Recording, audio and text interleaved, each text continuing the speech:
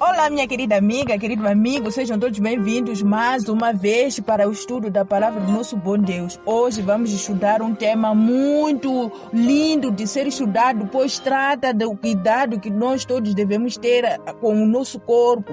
Vimos na lição passada que nós somos o templo do Espírito Santo, onde Deus habita, e por isso devíamos cuidar com todo o cuidado aquele que é o lugar onde o Espírito Santo habita.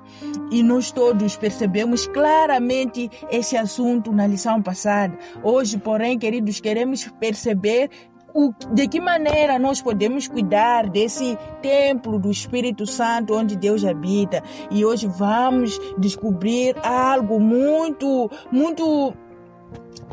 curioso e em algum momento que nós não sabíamos, e em algum momento poderá nos chocar porque tem a ver com algo que nós já cometemos, mas a palavra do Senhor em Atos 17:30 diz que Ele não leva em conta o tempo da ignorância. Ele não tem nada a ver com o que você já fez no passado que possa ter contaminado o templo do Espírito Santo, porém Ele agora ordena que todos possam fazer aquilo que é certo.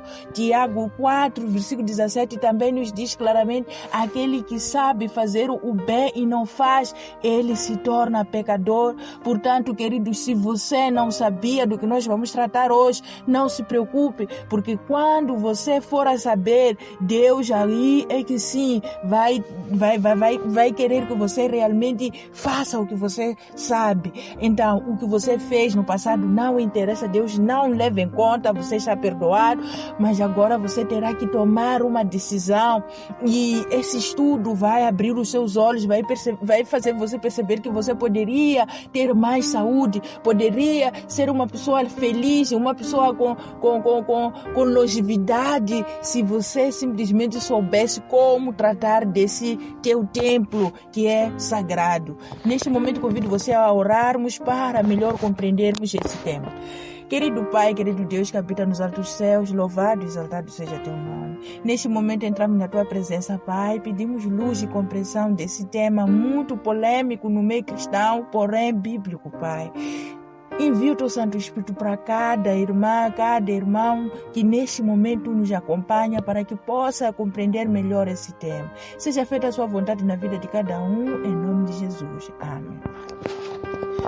Portanto, queridos, aqui está o número 1 do nosso tema, dizia: qual foi a alimentação original do homem recém-criado? A resposta íamos tirar em Gênesis 1, versículo 29, e nós compreendemos claramente que a alimentação para o homem recém-criado era toda a erva que dê semente que está sobre a face da terra, e toda a árvore em que há fruto que dê semente, é que seria a alimentação do homem. Nós já tínhamos visto na lição 2 que realmente o homem era para comer de maneira saudável e de maneira natural, e não era para comer ervas, era simplesmente para comer frutas e todas as sementes que saem das árvores que dão semente. Porém, queridos, quando entrou o pecado, Deus acrescentou mais um alimento que nós encontramos em Gênesis 3:18: comerás a erva do campo.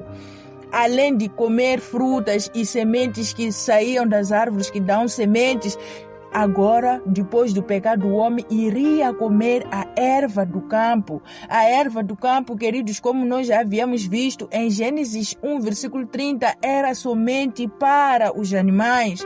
Os animais é que deviam comer capim, porque erva, em outras palavras, é capim. Porém, queridos, mesmo depois do pecado, Deus ter que introduzir a erva do campo para o consumo do homem, o consumo para o homem, nós percebemos uma ligeira diferença entre o capim que é consumido pelos animais e a erva que é consumida pelos seres vivos, pelos humanos nesse caso. A erva que o homem consome é muito diferenciada do capim que o animal consome. Nós percebemos a couve é uma coisa muito diferente.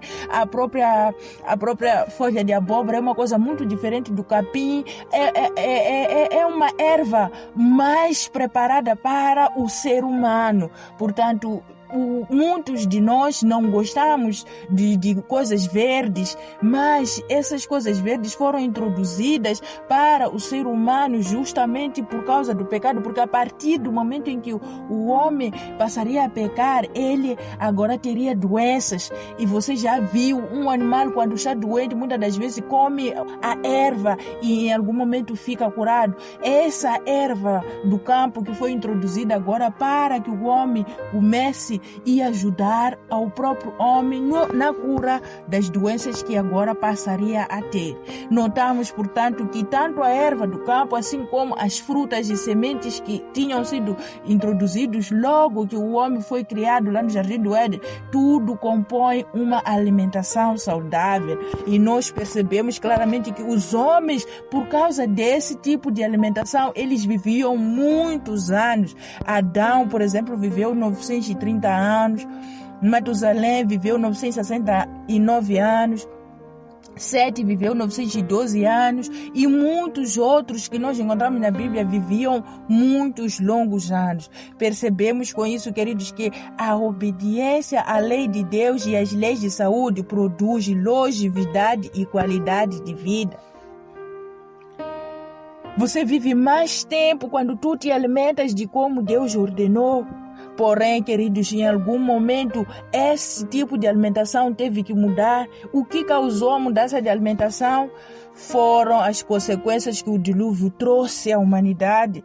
Quando o dilúvio veio à humanidade, tudo que tinha fôlego de espírito de vida em suas narinas, tudo que havia na terra seca morreu. Isso incluía a erva verde, as árvores que davam semente, as frutas, tudo morreu. E as águas, quando começaram a chover, prevaleceram durante 150 dias. Gênesis 7, 22 e 24. Tudo o que tinha vida morreu, não tinha nada para que o homem se alimentasse. Nós percebemos que Noé levou o que foi possível levar para dentro da arca para servir de alimento para si, assim como para os animais, mas em algum momento essas coisas todas tiveram que acabar. E quando acabaram, queridos, Deus teve que entrar em ação para que alimentasse aquela família que estava dentro da arca. Você sabe, 150 dias enquanto a água permanecia na terra, depois de a água acabar, era para começar-se de zero, a fazer germinar algo para que pudesse um dia crescer e servir de alimento. Não era possível manter as pessoas durante tanto tempo assim em vida, sem que tivessem outra coisa para comer. Vendo isso, Deus providenciou então a alimentação cárnea. Nós encontramos aqui a linha B, o que aconteceria com os animais depois do dilúvio. Notamos que esses animais viveram com o Noé e a sua família na arca. Significa que esses animais não eram agressivos até aquele momento, mas aqui no versículo 2 de Gênesis nós encontramos o seguinte: haveria pavor entre eles e os animais de toda a terra. E todos esses animais seriam entregues nas mãos de Noé. Seriam entregues nas mãos daqueles homens que foram salvos no dilúvio. Notamos então que o medo que os animais têm de nós como seres humanos começou a haver depois do dilúvio. Se os animais fossem assim como eram, como são agora, antes mesmo do dilúvio, então não teriam convivido com Noé dentro da arca.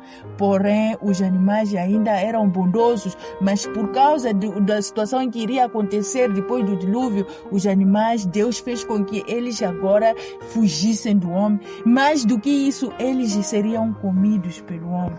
Agora, uma coisa aqui nós devemos entender que apesar de Deus ter permitido que eles comecem os animais para suprir as necessidades por causa da situação, não é? Ele tinha dividido esses animais em dois grupos, animais limpos e animais impuros. A maioria dos animais eram os animais limpos. 7 pares de animais é que eram limpos e um par era impuro. E esses animais foram levados para dentro da arca com um e único objetivo: conservar a espécie desses animais em toda a face da terra, não é? Agora, Sendo que Deus permitiu que eles comessem os animais, o versículo aqui não faz essa distinção se eles deviam comer a carne limpa ou a carne imunda. Agora, se Deus não faz essa distinção, será que eles iriam comer todo tipo de animal? Será que é isso? Na sua opinião, o que você acha? Nós aqui deixamos 2 alternativas daquilo que você iria achar. Nós deixamos sim, eles comeriam todos os animais, tanto limpos assim como impuros. A outra alternativa é que não, comeriam somente animais limpos. Para nós entendemos que Noé sabia quais eram os animais que eram limpos e os que não eram limpos. Por isso não faria sentido comer tudo que se move sobre a face da terra, como muitos defendem em Gênesis 9:3. Pois se fosse para comer de tudo, até cobra venenosa, burro, cão, etc., iríamos comer. Mas como Deus sabia que Noé já sabia, não havia necessidade de voltar a especificar. Ao dizer tudo que se move ser-vos-á para alimento, Noé entendeu claramente a mensagem de Deus. Por isso nós preferimos escolher a alternativa que fala não, eles não comeriam todos os animais da terra, eles comeriam somente animais limpos. E nessa ordem de Deus de permitir que eles comessem os animais, ele deu algumas orientações. Uma das orientações que Deus deu é que a carne, porém, com sua vida, isto é, com seu sangue, não deviam comer. No Levítico 11, versículo 47, também disse para que fizessem diferença entre o imundo e o limpo, e entre animais que se podem comer e os animais que não se podem comer. Entretanto, percebemos desde o Gênesis que em nenhum momento Deus permitiu que todo tipo de animal se comesse. Devia haver diferença entre o animal puro e o animal limpo. Mas, porém, o melhor plano de alimentação para o homem está em Gênesis 1:29 e incluía grãos, frutas, verduras, legumes. E isso até hoje nós temos. Não devemos em nenhuma hipótese consumir carnes imundas, nem seus derivados, bem como os frutos do mar imundos. Deus deixou tudo claro, isso lá logo no princípio, queridos. Agora, a outra pergunta que pode nos preocupar é por que Deus então dá tantas limitações no consumo da carne? Por que Ele se preocupa em dizer que nós temos que comer isto e não comer isto? Qual seria o motivo por detrás disso? Nós encontramos em Deuteronômio 14, 2-3 o seguinte: porque és povo santo ao Senhor teu Deus, e o Senhor te escolheu de todos os povos que há sobre a face da terra, para lhe seres o seu próprio povo. Nenhuma coisa abominável comereis. Agora já vão entender, queridos? Deus dá limitações no consumo da carne porque você é uma pessoa santa. O Senhor te escolheu de todos os povos que há sobre a face da terra para que você fosse o povo dele, e por isso você nenhuma abominação comerá. É verdade que a maior parte das pessoas come abominações, mas você foi escolhido dessas todas as pessoas para que você fosse santo, porque você iria se igualar com essa população. Devemos fazer distinção entre animais próprios para alimentos e animais impróprios para alimentos. Deus já havia estabelecido uma distinção entre os animais limpos e imundos antes mesmo de dilúvio, porque nós somos povo santo e Ele precisa cuidar bem daquilo que é seu. Não que os outros não devam seguir esse caminho de comer coisas limpas e coisas impuras não comer, mas eles não dão ouvidos a Deus. A pessoa só dá ouvido a Deus quando aceita a Deus como seu Criador, e você aceita a Deus como seu Criador.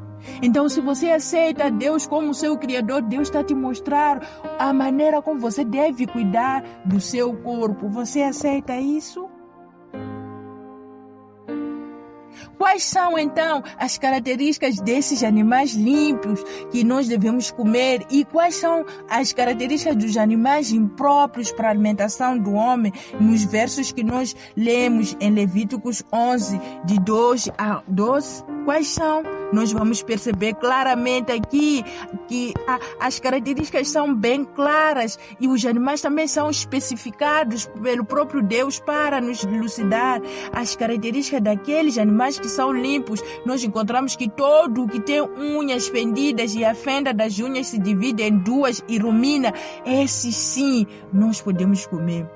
Mas de todos os animais que há nas águas, também só podemos comer aqueles que têm barbatanas e escamas nas águas, nos mares e nos rios. Esses sim comeremos.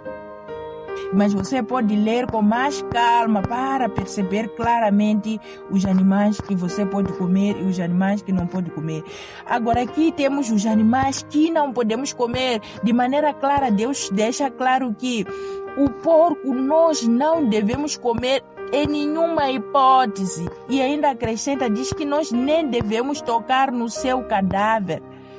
Por quê? Porque ele tem unhas fendidas e a fenda das unhas se divide em duas, mas não rumina. O porco tem as características daqueles animais que pode se comer, mas ele não rumina, então ele perde a característica de ser um animal limpo, por isso não deve ser comido. Das suas carnes não devemos comer nem tocar no seu cadáver, não é? Portanto, é mais ou menos isso que nós encontramos aqui na Bíblia Sagrada. A descrição dos animais limpos nós encontramos em Deuteronômio 14, 4 a 6, onde Deus deixa de maneira clara que o boi, o gado miúdo das ovelhas, o gado miúdo das cabras, o veado, a corça, o búfalo, a cabra, o texudo, o boi silvestre, o gamo, esses são limpos, podemos comer, não tem problema. Então é isso, queridos, e também acrescenta-se que não devemos comer nenhum animal morto, nem devemos dar a comer ou vender ao estranho, porquanto nós somos povo santo, e nem devemos cozer um cabrito com o seu leite, com o leite da mãe. Não podemos fazer isso, não podemos ter gula, não é? Nós devemos deixar o cabrito desmamar, depois é que pode ser comido. Na linha E nós encontramos qual será a sorte dos que continuarem a desprezar as instruções de Deus comendo alimento impuro. Nós encontramos em Isaías 66, 16 a 17 que aqueles que continuarem a desprezar essas recomendações de Deus, infelizmente, serão consumidos. Mas os que se santificarem e se purificarem entrarão nos jardins. Os que se santificarem e se purificarem entrarão no jardim. E nós já havíamos visto que aqueles que acreditam na breve volta de Jesus Cristo se purificam para que encontrem a Ele como Ele é. Eles se purificam assim como Ele também é puro. Na questão 4, queridos, nós encontramos a pergunta: que tipo de vinho era o vinho que Jesus transformou quando fez o milagre no casamento? João 2, versículo 10. A resposta é que era o vinho bom. Era um bom vinho. Agora, o verso, querido, está a falar de bom vinho e de vinho inferior. Qual é a diferença? Muitos têm usado esse texto para dizer que Jesus autorizou que nós bebêssemos o vinho. Tudo bem, eu não sei qual é a conclusão que você tirou, mas aqui vem claramente que era o vinho bom. Eu sei que os amantes da bebida ou os amantes do vinho irão dizer que a resposta é individual. Porque o vinho bom, muitas das vezes, é o vinho fermentado, aquele vinho amargo, porque a pessoa baixa a beber e engrossa. Porém, queridos, analisando o texto, notamos que o vinho bom é o primeiro vinho antes de fermentar. E o inferior é o vinho que já perdeu suas qualidades iniciais. Portanto, o vinho inferior é o vinho fermentado, mas o bom vinho é o vinho inicial. Jesus, queridos, transformou água no vinho bom, o vinho inicial, aquele que surge logo que acabas de espremer as uvas, pois os próprios convidados disseram claramente: a estas alturas ainda estamos a beber o primeiro vinho, o bom vinho. Fora disso, queridos, Provérbios 31, 4-5 diz que não é próprio dos reis, Lemuel, não é próprio dos reis beber vinho, nem dos príncipes desejar bebida forte, para que não bebam e se esqueçam do estatuto e pervertam o juízo de todos os aflitos. Se os reis, querido, não é bom que eles bebam vinho, para que não se esqueçam do estatuto e pervertam o juízo de todos os aflitos, que dizer então do povo escolhido de Deus? O povo que precisa se purificar, o templo onde habita o Espírito Santo, o que dizer dele? Se o rei não pode beber, não é bom, porque ele vai esquecer o estatuto, vai esquecer, vai perverter o juízo. Por que nós, como povo de Deus, iríamos beber? Por que nós que somos o templo do Espírito Santo iríamos beber? E ainda aqui em Provérbios 21 e 23, 29-35, Deus ainda acrescenta: o vinho é escarnecedor e a bebida forte alvoroçadora, e todo aquele que nele gerar nunca será sábio. Não olhes para o vinho quando se mostra vermelho, quando resplandece no copo e se escoa suavemente. No seu fim morderá como a cobra e como o basílico picará. E qual é a conclusão que você chega, queridos? Muitos, com base nessas todas declarações da Bíblia, dizem que Deus permite nós bebermos moderadamente, deixa nosso critério, mas nós, ao lermos esses versículos com muita atenção, nós percebemos que nós, como sendo filhos de Deus, o povo escolhido, o povo peculiar que precisa se purificar e se santificar, Deus não permite que você beba. E nós podemos encontrar isso em Levítico 10, versículo 9. Deixou claro que você, como pessoa que é santa, você não deve. Você deve se manter puro. Você já imaginou você embriagado? O que acontece contigo? O que pode vir a acontecer contigo? Você não pode esquecer a lei. A Bíblia diz que aquele que bebe vai esquecer a lei. Você vai conseguir lembrar da lei? Muitos dizem que podem beber e não engrossar. Mas por que você deveria arriscar-se? Muitos dizem que é só beber um gole, não precisa exagerar. Mas nós percebemos claramente que Deus deixa claro que o melhor é você não aproximar-se do vinho. Portanto, nós dissemos aqui que a primeira linha é falsa, a segunda é verdadeira, a última também é falsa. Nós percebemos claramente a proibição do vinho, e nesse princípio também encontramos que todas as drogas, cigarro, maconha, cocaína, crack, também não devem ser ingeridos pelo ser humano. E todo tipo de bebida que é estimulante deve ser abandonado, pois altera a mente humana. Deus não quer que nós usemos algo que altere a nossa mente. Nós devemos ser pessoas sãs e lúcidas a todo momento. Agora, nós encontramos aqui algum exemplo que é deixado pelo Daniel e seus companheiros na escolha da alimentação saudável para evitar a contaminação. Em Daniel 1, versículo 8-12, ele encontrava-se numa situação em que era obrigado a comer algo que iria contaminar a ele. Ele preferiu não se contaminar, independentemente de sofrer ameaças, tudo mais. Ele disse: eu não vou me contaminar, e pediu água a beber e legumes a comer. Isso devia ser feito durante 10 dias como experiência, e no final iria se ver a diferença entre aqueles que comiam alimento contaminado e eles que não comiam alimento contaminado. Os resultados dessa escolha de Daniel são impressionantes, queridos. Os seus rostos apareceram mais melhores, mais nutridos do que de todos os outros jovens que comiam a porção do manjar do rei, queridos. E mais do que isso, eles receberam bênçãos extraordinárias. Deus abençoou eles por conhecimento e inteligência em toda a cultura e sabedoria. E a Daniel deu inteligência de todas as visões e sonhos e em toda a matéria de sabedoria e de inteligência sobre que o rei lhes fez perguntas, os achou 10 vezes mais capazes do que todos os magos e encantadores que havia em todo o seu reino, queridos.